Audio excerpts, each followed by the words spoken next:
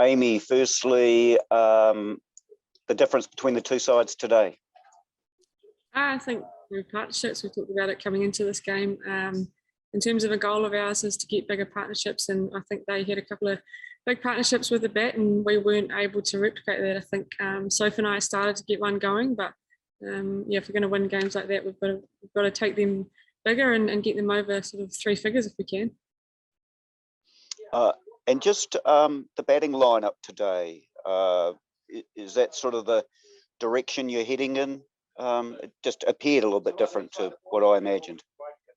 Yeah, it is a little bit different. It's something that Bob and Sophie have been looking at, and I think, you know, we probably haven't played our best cricket in the last sort of couple of years in the 50 over format, and within that you start looking at how, I guess, we're skinning the cat to a certain extent, and how we're going about things, and is there different ways that we can do it that might mean that we end up with better results. So it's something that we're trying, and I'm going to see how it goes across this series. And yeah, I know we lost a few early wickets today, but we have trust and faith in those that are put in the positions to do a job.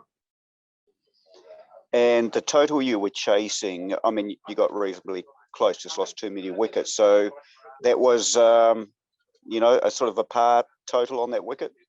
Yeah, we talked about it at half time that we thought it was about par. I think the way that Heather Knight and Catherine Brunt formed a partnership there, we're probably a little bit disappointed with letting that kind of drift a little bit, and they probably put on a few too many that we would have liked. But I think outside of that, really proud of the way that we fought back after their start and took a few sort of regular wickets that meant that we stemmed the flow of runs and kept them to what we thought was a par score on that wicket. Thank you. Hey Amy, I guess just a overall summation of the game. I know the result didn't go your way, but I guess the first ODI and since the start of the year, really. I mean, just an overall summation of how you thought you guys went. I think the word I'd use is improvements. I think, yep, we lost, and that's really disappointing. And to be honest, even when I was batting with Leah and Lee at the end there, I thought we had a chance. But you know, I think we've improved from where we were back in the summer, and I think that's what we've been sort of focusing on across, you know, both formats and this series. If we can keep tracking in the right direction and improving in some of the areas that we haven't been as good at, then we're pleased with that. And yeah, look, I think we've got to keep being tough on ourselves in certain areas, and you know, we're obviously losing a few early wickets up top there, which has been a bit of a theme. But I think we've got to keep focusing on what we're doing well and trust that will come right. You know, the bowlers are allowed to bowl well up top, and I thought that you know, Catherine Brunt and Nat Siver there bowled really well at the top, and we've got to find ways to mitigate that. But I think we started to show signs of how we can fight back and put partnerships together, which is promising. Do you think there's I mean, just from the performance today, real depth from 1 to 11 in your batting lineup? Because you mentioned there before with Leah and Kasprick there, you know, you did put yourselves in a position to win, even though you didn't have many wickets left. I mean, does that just show the depth in the batting lineup you guys have? Yeah, definitely. I think, you know, when I'm sitting down the other end and watching a few too many wickets fall, but when you see the next person that comes in, you sort of every time have a glimmer of hope of, you know, we're still in with a chance here. And, you know, when Lee Kasprick came in at number 11, she can bat 4 at times for Wellington. You know, she's certainly no mug with the bat. So I thought the longer we were out there, if we took it right to the end, you know, who knew what could happen? And we got close, and it's always that one of, you know, what ifs, but we certainly, I think, rattled them a little bit as much as anything. Just a final one from me on a personal note for yourself. I mean, you know, how do you sort of sum up your performance, and you happy with how you went with the bat? Yeah, look, just really pleased to get runs and to get a big score. And I think obviously disappointing not to be able to get us over the line and produce a match-winning performance, but to think that you know, putting runs on the board and spending time in the middle, and you know, I think 50 over cricket, it's a real tempo thing, and getting used to that tempo again, and being able to, like I say, build a big innings was pleasing at least. Appreciate it. Thank you. Go well. Amy, obviously when you came in, you were behind the 8 ball a little bit in terms of the run rate. How did you view that sort of the early struggles with the bat? Was that more down to England's accuracy with the ball? I know Sophie talked about wanting to keep wickets in hand early.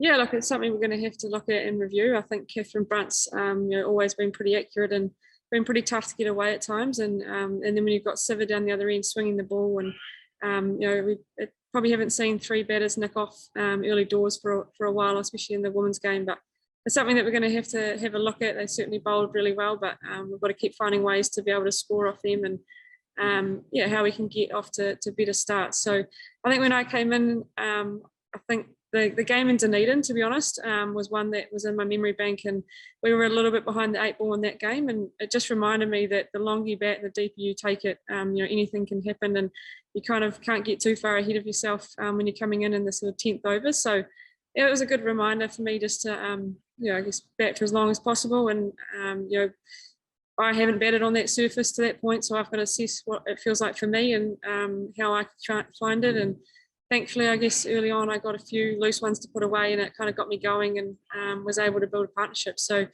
yeah, look, it's not the perfect start, but I had to trust that if we took it deep, anything was possible. Right, thanks. We'll move on to Sonia.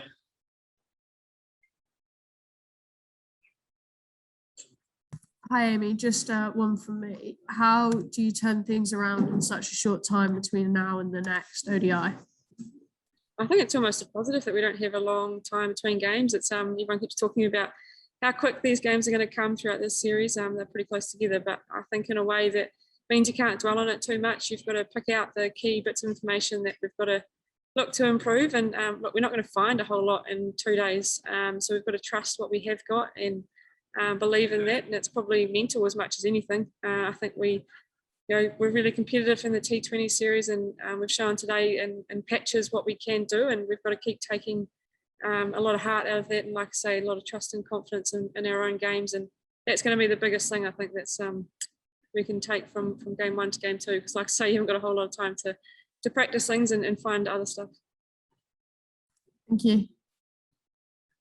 Move to Valkyrie.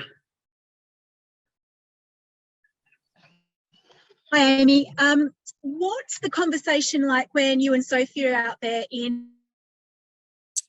I missed the last bit of that question, but when we're batting together out the middle, it's certainly just taking each ball as it comes, and I think needing to rebuild the loss of the 3 early wickets. Sorry, I might get to repeat that one. You've dropped out there. Sorry about that. Is that better? Yeah, that's better. I was just wanting to know what you and Sophie were sort of saying when you were out there together in that situation. Is it a case of there being a lot of talk, or are you guys so experienced there doesn't need to be that? How does that sort of play out between you two? No, I think we are obviously both experienced, but we certainly talk a lot and just try and keep each other sort of in check. And if there's a bit of a slow patch, keep each other focused, I think. And we obviously played a lot of cricket together, and that works well in terms of then understanding to a certain extent what makes each other tick and how we can keep each other focused. But we weren't in the best position, but that almost means that then from our point of view, we just know that we've just got to bat time and bat deep and be really clear on our options and work well together and see what happens in a way. Is the overriding feeling still disappointment at the loss and that you got into that situation, or is it that you managed to take it a lot deeper than England probably would have liked? Probably a combination of both. I think proud of the way that we keep fighting. I think they wouldn't have expected Leah to come out and play like that, and even Lee. They probably think you get us 8 down, and they probably think that it's not far off from a win. So to probably scare them a little bit to a certain extent at the end there was obviously a nice feeling. And I think then for the rest of us, seeing the way that those two played at the end shows that if we can apply ourselves a bit more and stick it out for longer in the middle, anything's possible, and they probably showed us how to do that a little bit. Thank you. Finally, Sudu. Hi, thanks. Sudarshan from Women's Cricket Zone here. We saw Sophie Devine take the new ball today. Was it something, and we've in the past seen Leah Tahu do so, is it just to allow Tahu a bit of game time because she's returning after a long time? No, not at all. I think more of a tactical approach. Sophie can obviously swing the ball quite nicely and over in English conditions, and when you've got Jess swinging it at the other end, it's certainly something that we've probably looked at from a tactical point of view rather than letting Leah ease her way into the game. I think she showed when she came on today how well she bowled, and I think that would have been the case whether it was with in the first few overs or first change like she did today. And I think that's the pleasing thing about our side, and where we're getting to with our bowling lineup is we've got options, and we can pick how we use them on the day, and also against who we're playing, and how we think that people match up best. So that's a real pleasing thing for us.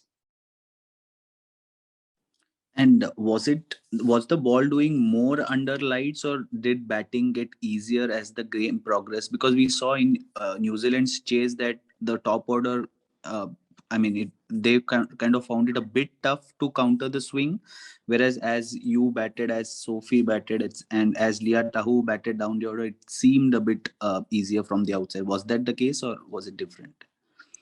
Look, I didn't face a heap of their new ball bowlers, so to be able to answer what it was like facing them and then facing other bowlers down the line is probably a hard one for me to answer. But they certainly looked like they bowled, really consistent areas and really tight lines, and then obviously, like you say, had a bit of swing with that new ball and found the edge a few times. So, like I said earlier, that's something that we're going to have to look at and keep finding ways to improve how we play that. I think it probably did get easier the longer we batted, and whether that being under lights, and it just made the ball come on a little bit nicer potentially. But yeah, I think as the ball got a bit older, it was a little bit nicer to bat on.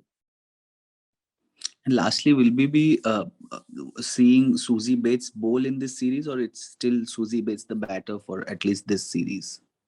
Look, I think Suzie, she's always wanting to be involved in every part of the game, but no, she hasn't been bowling. She's been hitting thousands of balls at training, and I think she's wanting to be the best batter that she can be, and that we know that she can be. So we're really excited to see her keep evolving across this series. I think she's got a lot more left in the tank than what she's showing at the moment. She's been looking outstanding in the nets. So hoping that can translate to the middle. Thank you. Good luck. Thank you. Great, thanks everyone. We'll wrap that up there.